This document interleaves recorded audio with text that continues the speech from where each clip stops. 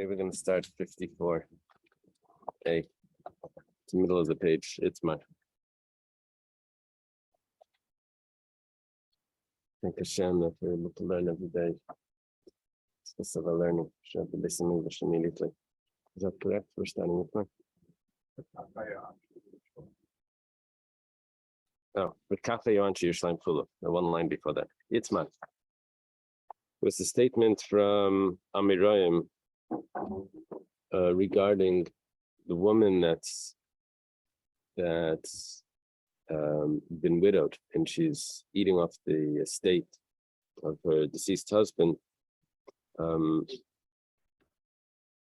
the inheritors able to tell her, just take your ksuba, take everything that we owe you and go? Or are they not able to say that? And she can just live there indefinitely and just continue to live off the estate. Well, Rav Amar Halacha Kanshi Yehuda. It really depends on what was written in the document. But in Yehuda, they would write in the document that they are allowed to do that. What was said in the document is that in the original ksuba it said that you can live on the estate until the inheritors give you the ksuba. Okay, so they're allowed to do that. And so the halacha was like Anshe Yehuda. Shmuel Amar Halacha Kanshi Gal. Shmuel says the halacha is like Anshe Gal. They're not allowed to do that. If she wants to take the whole ksuba, she could do that. Question is if they can kick her off the property by just giving that there. Okay. Well, is that correct? It says anything different? Oh, so 1 second. Let me find it here.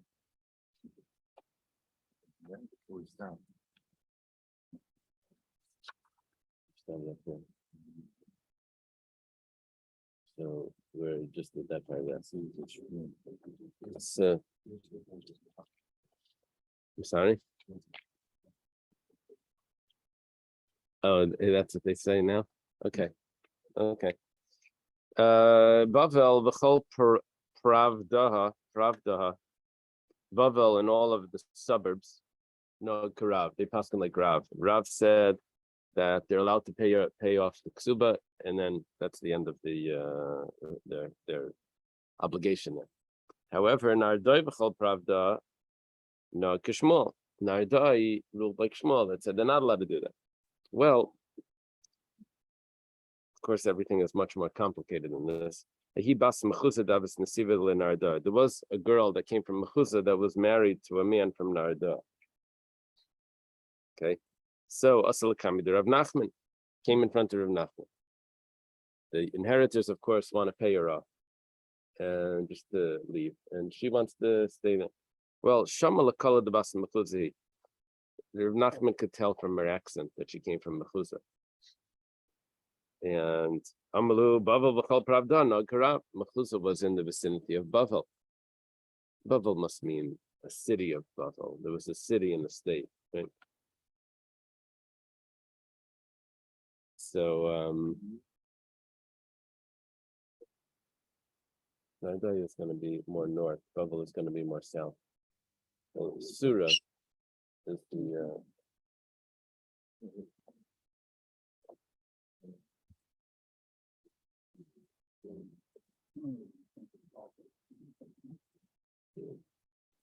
so this is the so this is the east and west.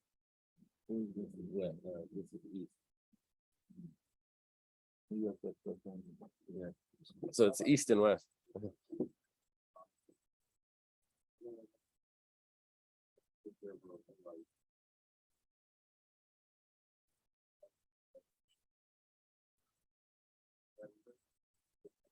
No. She is not an inheritor in Torah terms. The male offspring are the inheritors.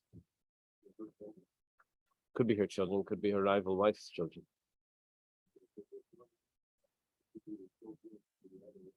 Yeah.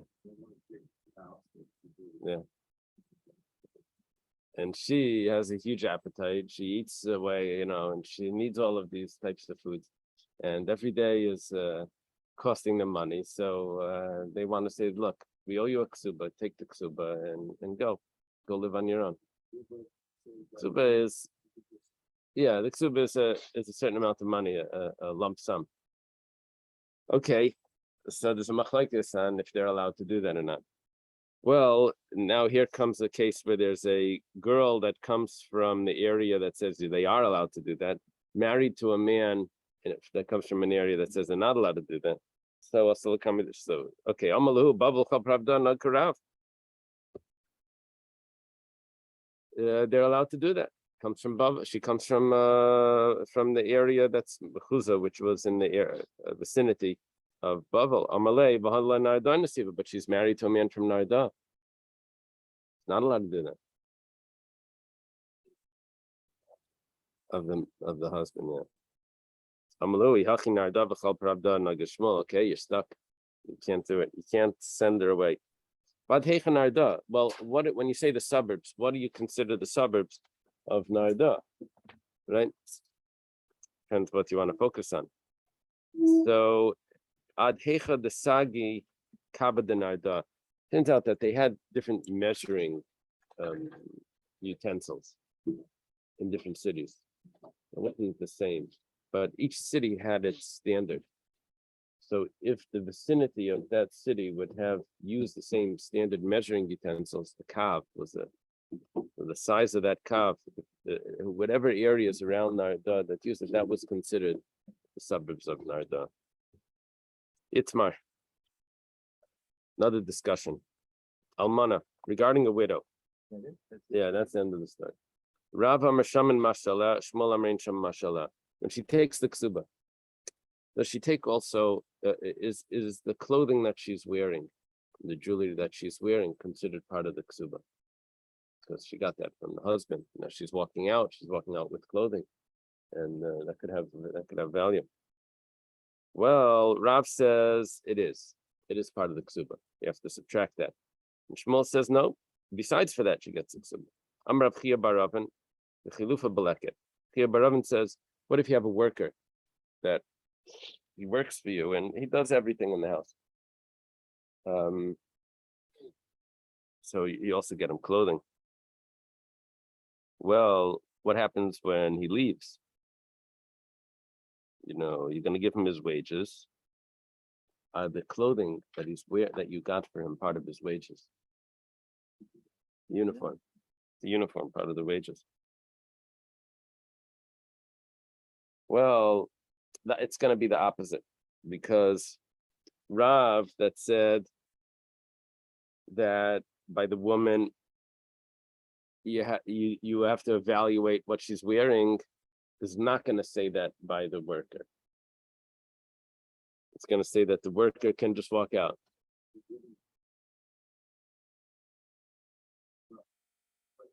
It's still the property, right? Right. This is a little different because this is not the same sort of worker. He's living in the house.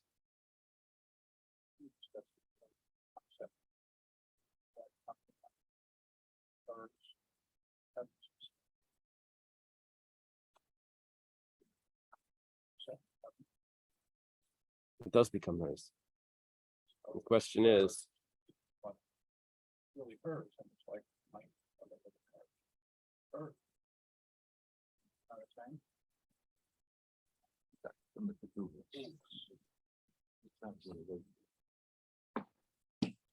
I'm not sure. Shmuel holds that by the woman it's not appraised.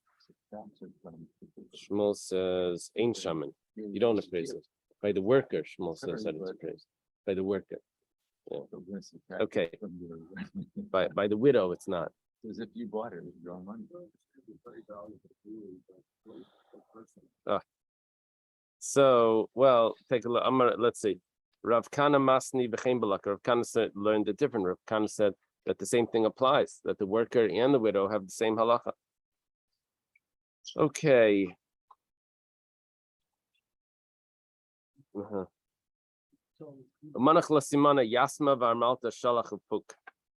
And Rav Kana, according to Rav Kana's version, the way it would go was like this, that the orphan, for some reason they're calling the worker the orphan.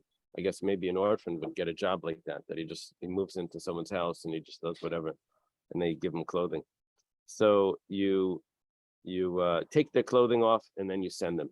And actually, there's two versions in Rashi. You take their clothing off, or you take your clothing off. You take your clothing off them, right? Because it's your clothing. Okay. Amar Rab Nachman. Even though we have a Mishnah that appears to be saying what Shmuel says, that means that that their clothing is theirs and it's not part of the ksuba. Nevertheless, the halach is like Rav that the clothing is part of the ksuba. The Tanan, it's taught in the Mishnah.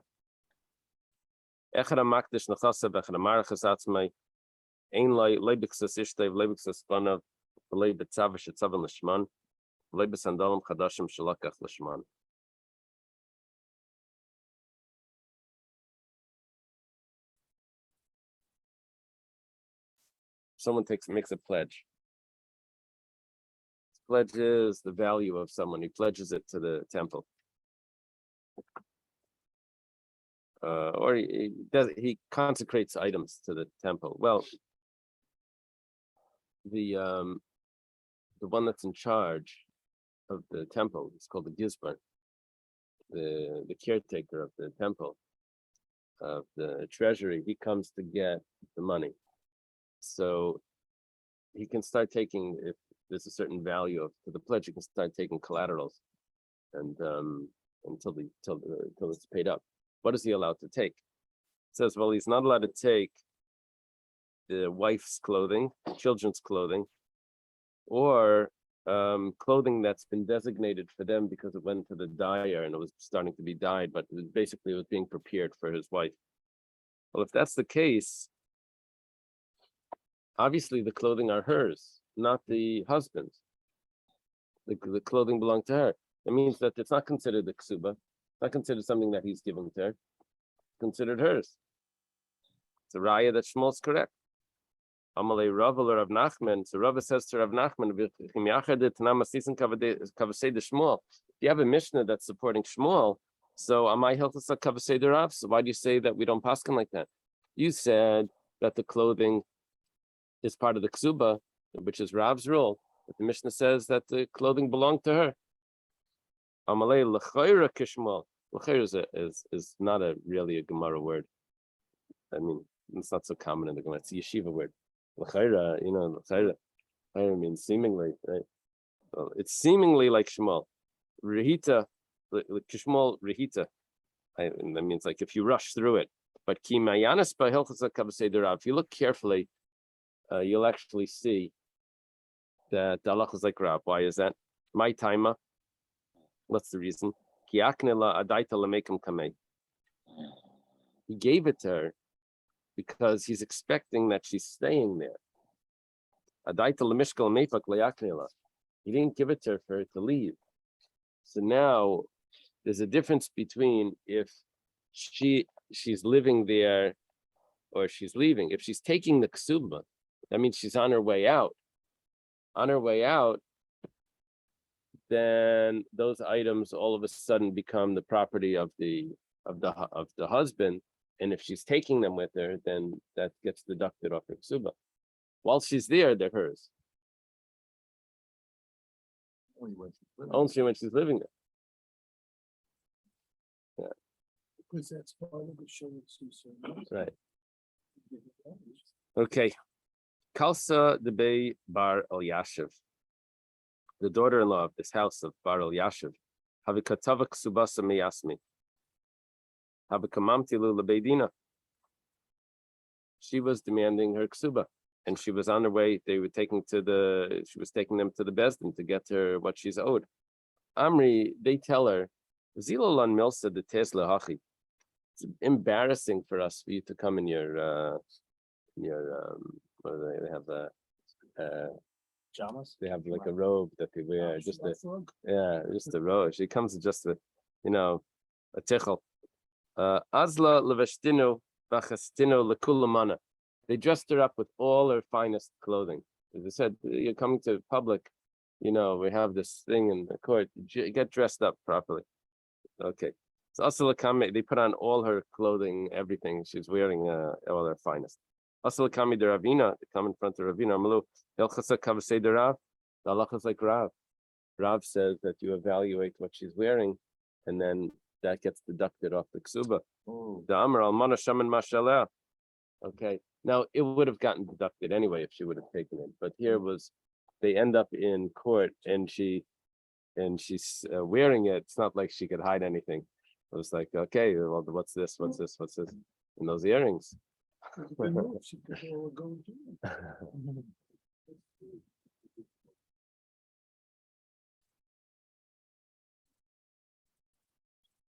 If I would give you a thing of wool in a year, I'd come back, you wouldn't have been able to make it into an undershirt or something.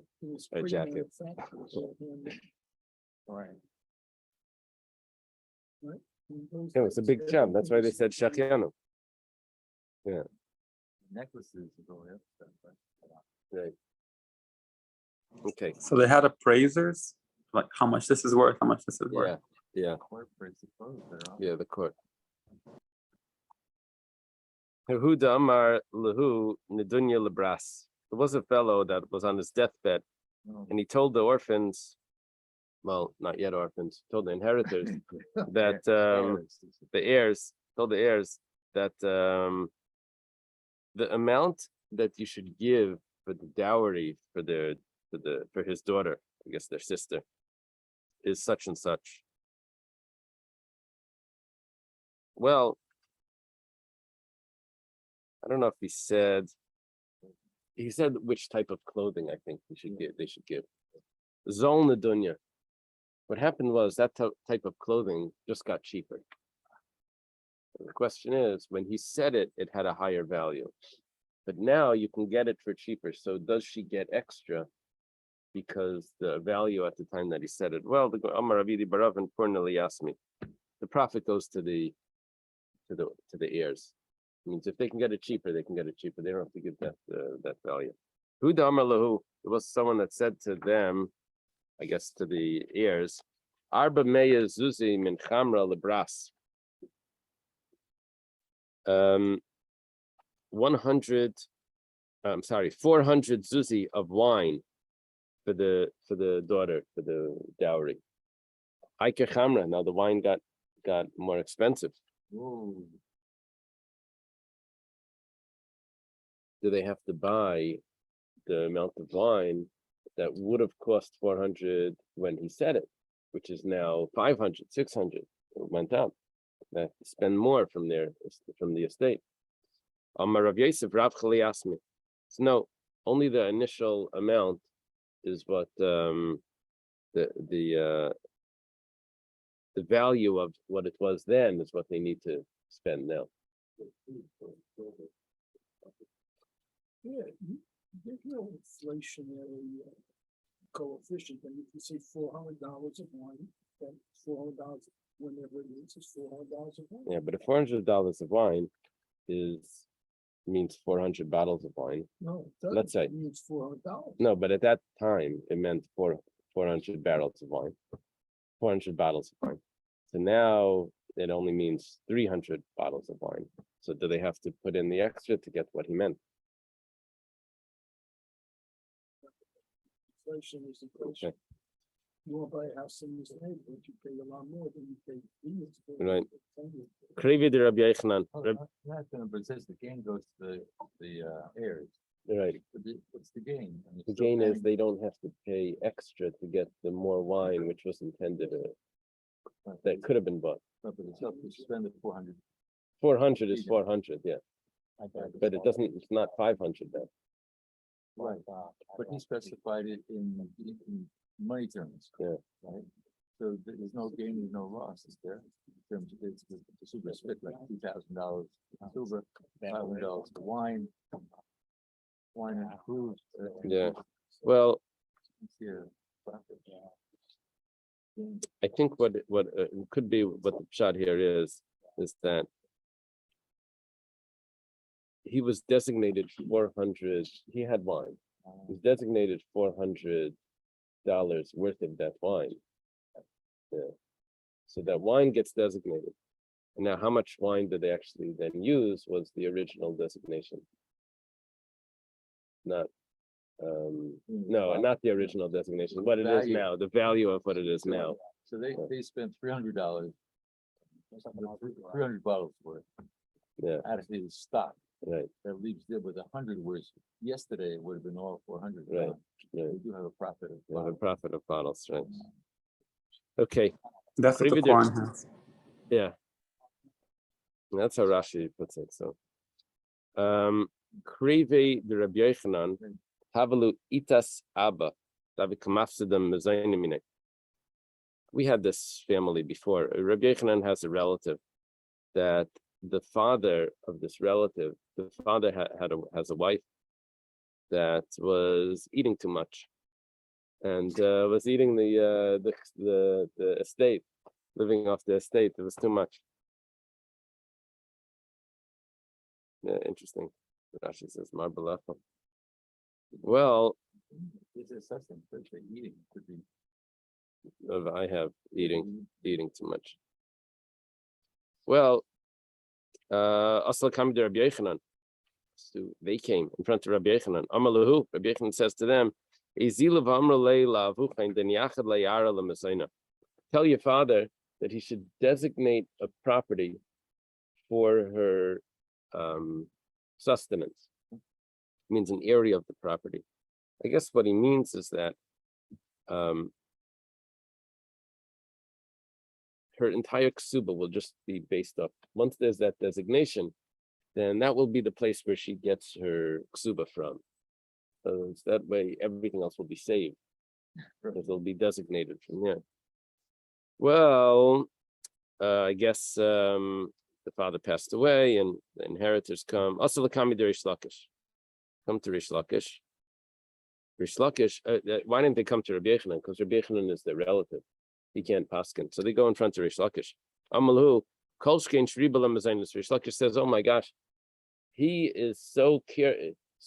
He was so caring about his wife that not only did he designate all his property, but he even made a specific designation extra with this property that he just designated."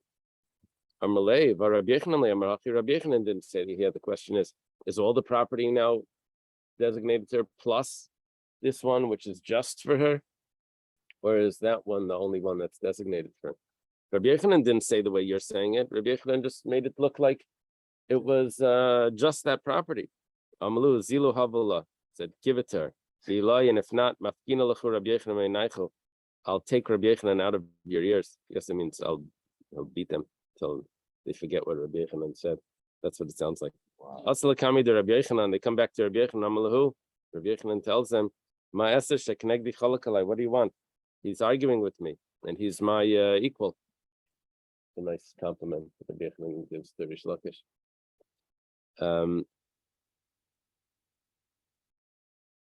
Amar Rabbi Avo, L'didi Mefashli Minei de Rabbi Yochanan. Rabbi Avo says that I have the explanation for what Rabbi Yochanan, for this halach of Rabbi Yochanan. Amar Limizainas, if when the property is designated, it says for her sustenance, Ribala Mizainas, then he's actually increasing her Mizainas. Amar Bimizainas, if he says in her sustenance, that means like with her sustenance. I don't know what it could mean over here. How do they translate? It's usually in or with. But for her sustenance, if he said as her sustenance, so then it cuts its limazainis, then he's limiting what she's getting. Okay, Hajan Lachnara. So what's the outcome? Who Depends on his expression. He said for her sustenance or as her sustenance. Talking about designating the property. So do they go by your Yochanan? No, they had to go like Rish Lakish because he was the authority. He says the whole thing. Yeah. It's like the Bako, Miko. Yeah. Okay. If you think about it, this is a big deal. Yeah. Because if they designate certain property, then each year might have nothing. The heirs. Yes, yeah, thank you very thank much. The heirs can sell off the rest without a lien on it. Right, Right. Everything has right, everything was left. Trying to get rid of Okay. her. They were trying to get rid of her, right? Yeah. And they weren't successful. Yeah, boxed them. Or the father-in-law. Afal Bisha Amru. Although it's been stated, Basula gave a new chapter. Basula gave him a Masayim Valmana Mana. When it comes to the marriage contract, the not the marriage contract, the ksuba, which is the value that the husband has to pay if they get divorced or widowed. Well, a basula, if she was a virgin at the time of marriage, she gets 200, and if she was a widow, in other words, a second marriage, then she only gets 100 in the ksuba. However, even though that's what we've stated the whole time, even if he wants to add 100 mana, I think a mana is 100 zuz. If he wants to add 10,000, he could still add. When it says widow, does that mean like she wasn't a virgin or her husband died? It means it's a second marriage. Oh, it also means she wasn't a virgin also. Yeah. Nisar Malay Niskash, the Gemara is going to ask that, of course, he's allowed to give her any gift he wants. Why are you mentioning this? But anyway, that's what we said, that he's allowed to add. Nisar Malay Niskash, let's say she gets widowed or divorced, Bein Meneirs and Bein Menasu and Gaivis Akol. If she gets widowed or divorced from this husband, she collects not just the 100 or 200, depending on what the original document was, but she'll get even all the additional money that he agreed to get. Now, it doesn't matter if it was just a betrothal or if it was a full marriage. Rabbi Elazar ben Azariah, Menasu gave us a call, Meneirs and Basula gave him mana, Masayim al mana mana. It's like Kosovo al manaslik el al manaslik kainsa. The sages said that she gets everything, even it's called Tesefes, the additional ksuba, even if they were only betrothed and then he'd passed away or divorced her. Rabbi Elazar ben Azariah disagrees. He says that if it was a full marriage, then she gets everything. If it was just a betrothal, then she only gets the original part of the marriage, not the additional part. She doesn't get more than 200 if it was only a betrothal. Why? Because why was he writing that to her? Because he was excited about getting married to her. He never ended up getting married, so he doesn't have to give it to her.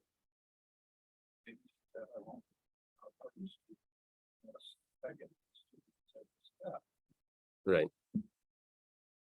But nevertheless, his understanding of this is that he was willing to do that only because they were going to get married. Yeah, Rabbi Yehuda Aimer, Imratza Kaisav lebasula shtar shel Masayim v'hi kaisevis is kabaltim pamana. Rabbi Yehuda is of the opinion that she can lessen her ksuba by, he writes a big ksuba, 200, which is what she's supposed to be deserving. And she says, she writes him a receipt for 100. I have a zoo in my Gemara, it's supposed to be zuz. For the Almana, he writes 100, and she writes him a receipt that I received already 50. Reb Meir says you're not allowed to do that. Anyone that decreases the value of the ksuba, it's considered licentious behavior. It's not considered that they're appropriate. I have a question about that. We saw this before, right? Yeah, we had this quoted. Where was it? Yeah, a few days ago. But isn't this a lie? Like if she did not actually get that money, It how means can it's she? just she's Michael. She's As if mocha. I received. You don't owe it to me, right? Why would somebody do that? Why would you do it? Inappropriate. Yeah, that's the English. But there they used it in there, licentious. Why would she do that anyway? That's her thinking. Thing is, she's so in love. She's not thinking. Really? But it's not like sensuous. No, it's for the husband. It's good for the husband. No, it's for the husband to be married to a woman without a proper ksuba. It's just like immoral behavior. It's like, yeah, you can get rid of her too easy. That's not like a real marriage. The Gemara says, what are you talking about? You're allowed to add to the ksuba. What are you saying?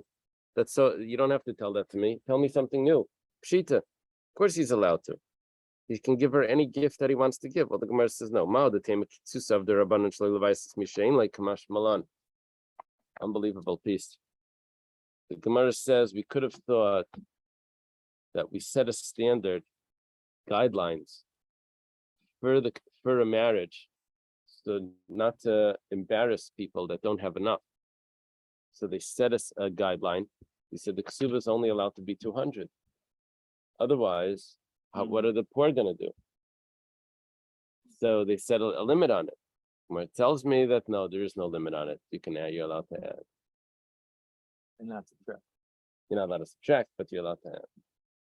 What incentive does somebody have to pay more than 200? To show that he's wealthy.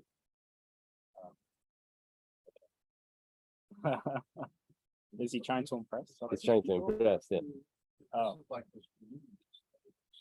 When it's not that much, it's not. Right. No, I met a man, he said his father-in-law, his correct father, insisted on a $10,000 gift Oh. on top of it. Because he wanted to make it extra hard for his future son-in-law to divorce his daughter. Uh-huh. That was the motivation was. Uh-huh. Well, otherwise you won't have my daughter. This is what this- You notice that a lot of weddings are in Lakewood. You ever know that? Like, oh, why do they do it in Lakewood? Because they have ways of doing it there where they have everyone does it for a certain cost, a certain standard.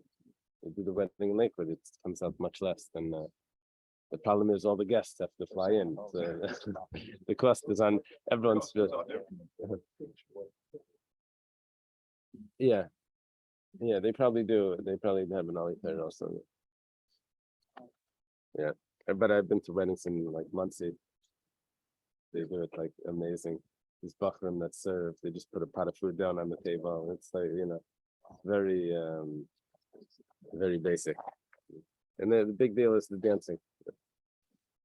Okay, so Imratzah La'isif, someone wants to add, she's allowed to add. Ratza lichtov like Tani al Ratza La'isif. Doesn't say if he wants to write more. It says if he wants to add. Now, interesting twist over here. I would have understood this differently. The Gemara is saying that I would have said if he wants to write it, it sounds like, oh, that's really written in the ksuba. That's more serious. The Gemara is saying no. Ratzah La'isif, if he wants to add, that means he's adding it to the ksuba. What does this mean? This Messiah Leila Ravevo. Amar Rabyanai. It's a support for Ravevo. Amar Rabyanai, Dam Ravevo, Amar Rabyanai, Tanai ksuba ksuba dami. All the additional things that go along with the ksuba, it's all considered part of the ksuba. Nafkamina, what do you mean to tell me? What's the difference? If it's part of the ksuba, it's not part of the ksuba. You have to give it. It says, no. We have 14 differences. You ready? I think it's 14. L'mecheres. She sells her ksuba. She's also sold her Tesefes ksuba, also the additional part. L'mechelas. If she forgives the husband of the ksuba, she's also forgiven the additional part. L'meiredes. If a woman refuses to have relations with her husband, so they start subtracting from her ksuba. Now that will, based on the amount of time that she does this. Well, where is it? It's going to be a Gemara later, but that subtraction will continue down into the Tesefes ksuba as well, and it will start to subtract from the Tesefes. No, they discuss in court if she refused having relations. Yeah, so then she's called a meredes and she loses the ksuba. Then the divorce is not because of him, it's because of her. She can't like do that and then take the money. Okay. Lepegemes. Pegemes is also if she starts to decrease her ksuba. I think she's diminishing her ksuba by being meichel him of small amounts at a time. You don't have to pay me this, you don't have to pay me that, I guess. Well, then, in order for her then to collect,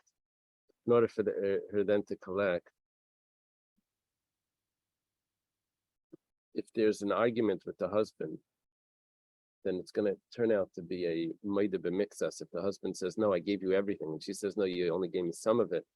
So he's going to need a shvu. She's going to need a shvua. What's going on? Who's collecting it? She's collecting, and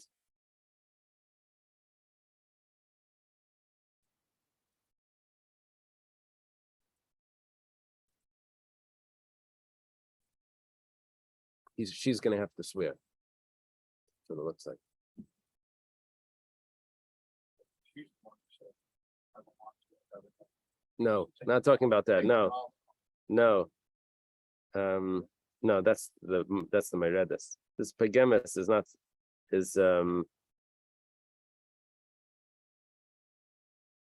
she's saying that she received extra money. In other words, let's say she wanted to spend money or something. So he didn't want to. So he says, okay, take it off my ksuba. So she starts to subtract from her ksuba. So who has to swear? The husband that he doesn't owe as much. The husband is saying that you've already deducted your whole ksuba. The right wife, that makes sense. Okay, the wife is required to take an oath. Okay, ulatevas. If we learned this yesterday.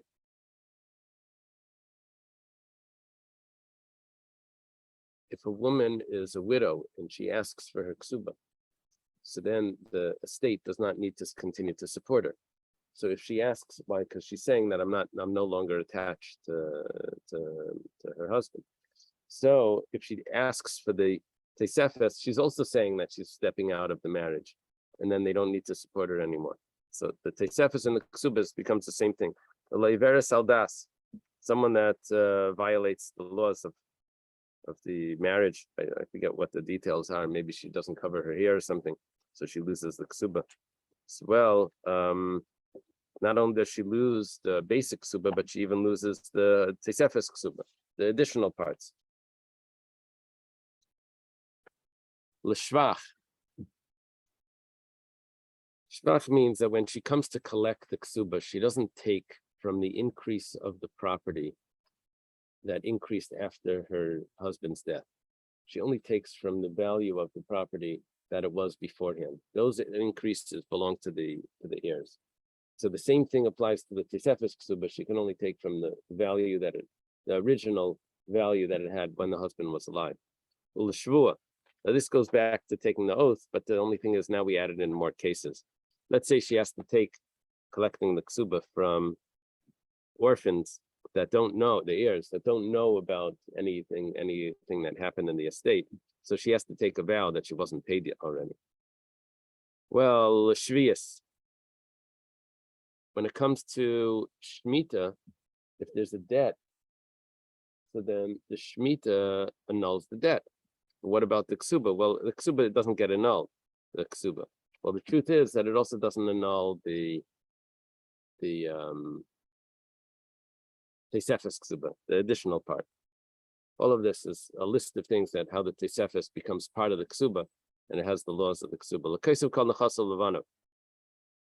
This is the case that we mentioned before. If someone writes all his property to his heirs, and a certain field belongs to the wife, so that becomes her ksuba, like Rabbi Yechanan was trying to do before for that woman. So that field also becomes where the tesefes is also collected from. What else? Minaziburis. The ksubas collect minakarka, aligves minakarka. It takes from property. Minaziburis takes from the lesser of the properties. So she does not take the best of the properties. B'cholzman she bebeis sevilla.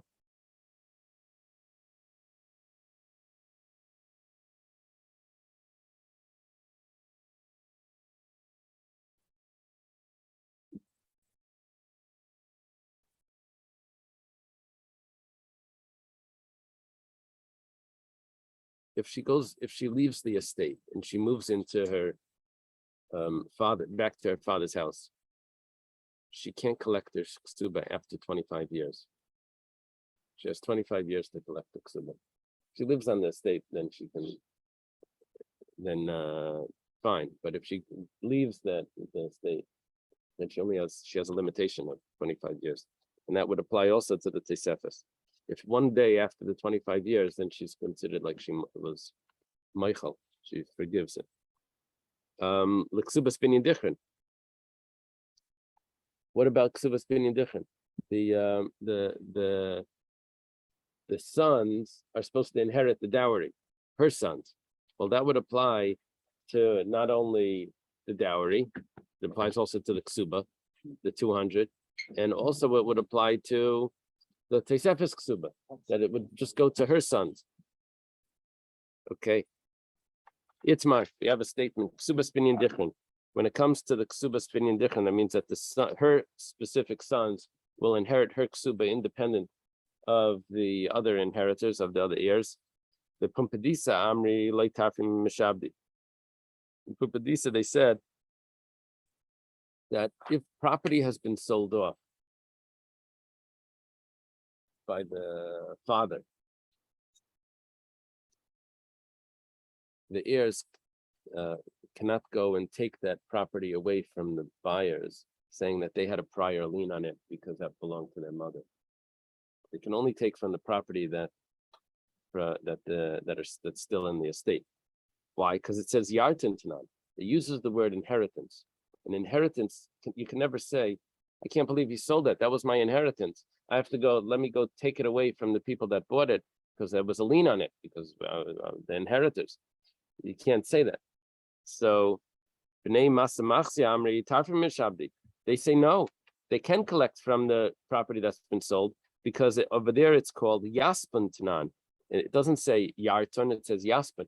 Yaspin means like indebted. It's indebted to this. So it sounds like it's more of a loan. That means it becomes an obligation, and then you can take it away from the people that purchased it. Because yarton tanan. It says yarton. It says inheritance. Metaltali v'isna beinayu. Let's say someone designates certain items that he owns. Person. What's the word? Metaltali. Personality. Personality without the. Okay. Personality. Personality. Personality. Is that your word? I mean, these are real. It's real. I looked it up. It's real. Yeah. So if there was designated certain personality, and it still exists, so then the wife can come and collect b'lei shvua without a no. I'm sorry, it's not the wife. Here we're talking about the binyan dichrin, right? We're talking about the sons. No, it is the wife. We're talking about the wife. Is that like movable property? Yeah, movable property. Well, usually there's a problem with taking movable property from orphans and collecting it because you don't know what it's been designated for. Well, here we do know, so she can come and take it. Lesno beinaya, but let's say the property doesn't exist anymore. So now what do they do? But from these amri b'lei shvua, then she can collect from land without an oath. They say that you need to take an oath because whenever you collect from orphans, we don't know how much was paid. And so she has to take an oath.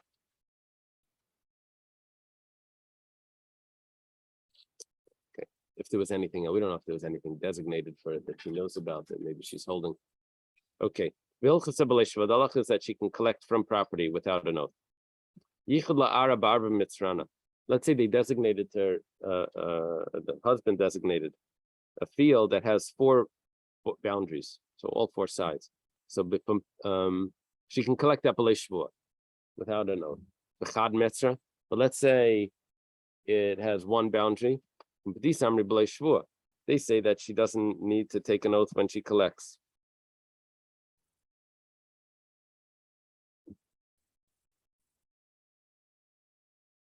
Because the question is if something else was designated for her. or maybe this is it. The name Asamachsiam Ribishva, they say that she has to take an oath. Vilchsa b'lei shvua. The halacha is that she can collect without an oath. Amr le'edim, if he said to witnesses, Kisva v'chismo v'havalei. This is not talking about to his wife. Must be talking about he's giving a gift. Tells witnesses to write and sign and give it. So if kanomine, if he made a kinyan, so leitzarach amluchebe, they don't have to ask again.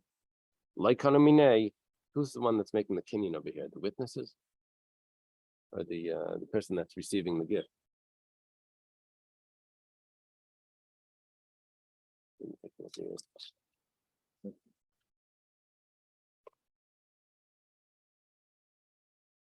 If the witnesses acquired it from him on behalf of the recipient, yeah, the witnesses are making a kinyan on behalf of the recipient, so then it's a done deal. However, let's say the witnesses didn't do that, like kanomine, they didn't acquire it on behalf of the recipient, so now it becomes a machlekes. From Padisa Amri,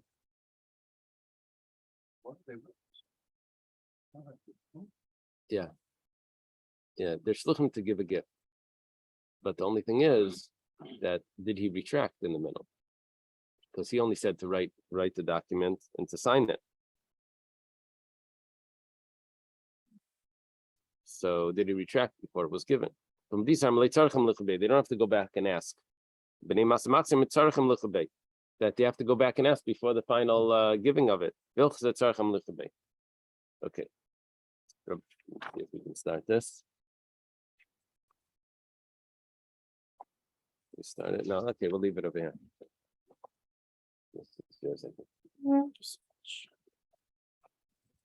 Have a good day. Thank you. Have a good day.